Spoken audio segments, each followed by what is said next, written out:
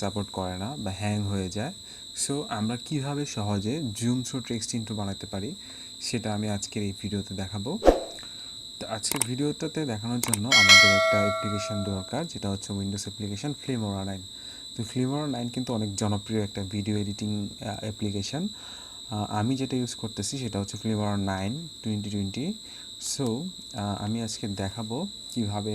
So শুরুতেই আপনাকে Filmora অ্যাপ্লিকেশনটি অন করতে হবে এবং অন করার পর ভিডিও ফুটেজ অথবা ইমেজ ফুটেজ ইম্পোর্ট করবেন, ঠিক আছে? তো ইম্পোর্ট করার পরে এই টাইমলাইনে বরাবর রাখতে হবে।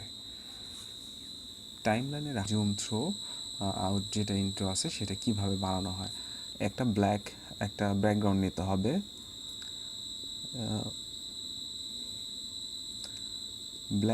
ব্যাকগ্রাউন্ডটা নেওয়ার পর আমি একটা টেক্সট নেব, যেই টেক্সটটা আমি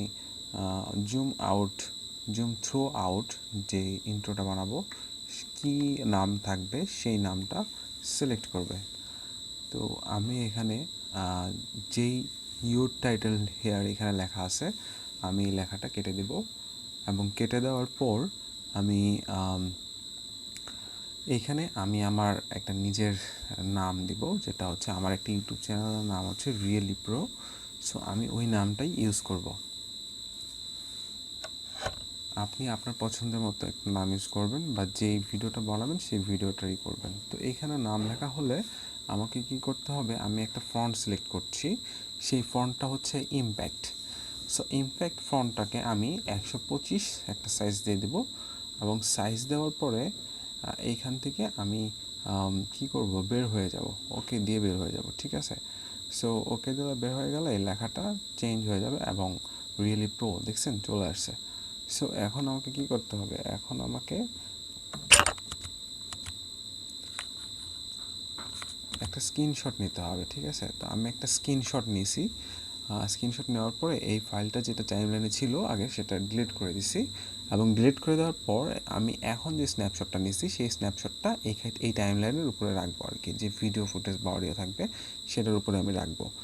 সো রাখার পরে এইখানে আমার একটা কাজ আছে, সেই কাজটা আমি আপনাদের দেখাচ্ছি। এইখানে আমাদের ক্রপ অ্যান্ড জুমে যেতে হবে এবং এই লেখাটাকে ক্রপ অ্যান্ড জুম করতে হবে। পেন অ্যান্ড জুম যে অপশনটা আছে সেইখানে গিয়ে এইখানে বরাবর ধরবেন এবং মার্ক করে একটু ছোট করে দিবেন, কারণ আমরা তো এই ছোট সাইজ থেকেই ছোট থেকে বড় করব। সো আমাদের এখানে ছোট করতে হবে। সো ছোট করার পর একদম সেন্টার বরাবর রাখবেন মাঝখানে, যে একটু যত মানে এদিক ওদিক না যায়। এদিক ওদিক গেলে কি হবে, যে এই জিনিসটা একটু মানে একটা সাইড কম পড়ে গেলে খারাপ দেখা যাবে না। তো জিনিসটা সুন্দর করার জন্য আমরা একটু সময় নিয়ে এই জায়গায় সঠিকভাবে মার্কিংটা করব। সো ওকে দিয়ে দিলাম। ওকে দেওয়ার পরে আমি আরেকটা কি করব, আরেকটা যে ফাইলটা আছে এই ফাইলটাকে আমি দেখতেছি যেটা অনেক স্লো মানে হচ্ছে, তার জন্য আমি ডিউরেশন চেঞ্জ করে দেব। সো এইখানে ডিউরেশন দেওয়া আছে 4 সেকেন্ড 29 মিলি সেকেন্ড। সো আমি এখানে 1 সেকেন্ড 20 মিলি সেকেন্ড করে দেব, ওকে করে দেব। সো দেখেন এখন আমার লেখাটা একটু ফাস্ট আসবে। দেখেন, আর ফার্স্ট আসার আগেও যেটা হচ্ছে আমাকে কী করতে হবে, এই সাইজটা আমাকে একটু ক্রপ করে নিতে হবে। জিনিসটা সুন্দর করার জন্য একটু ক্রপ করে নিতে হবে যাতে মিডল অফ সেন্টারে থাকে। সো আমি এই যে এই লেখাটাকে থ্রো করলাম, জুম আউট করলাম। সো আউট করার পরে কী করতে হবে, এইখানে আমাকে আরেকটা স্ন্যাপশট নিতে হবে, এইটুকের স্ন্যাপশট নিতে হবে এবং স্ন্যাপশটটা নেওয়ার পরে এই স্ন্যাপশটটা আবার টাইমলাইনে অ্যাড করতে হবে।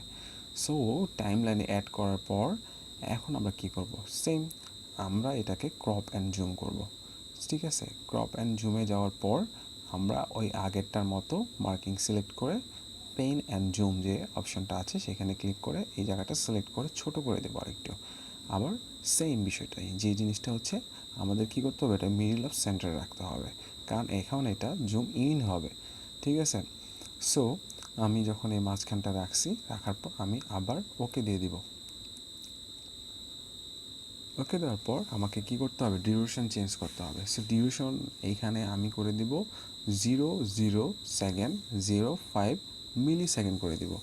ওকে, সো আপনারাও আপনাদের যে এটা আছে সেটা আপনাদের পছন্দ মতোই করবেন।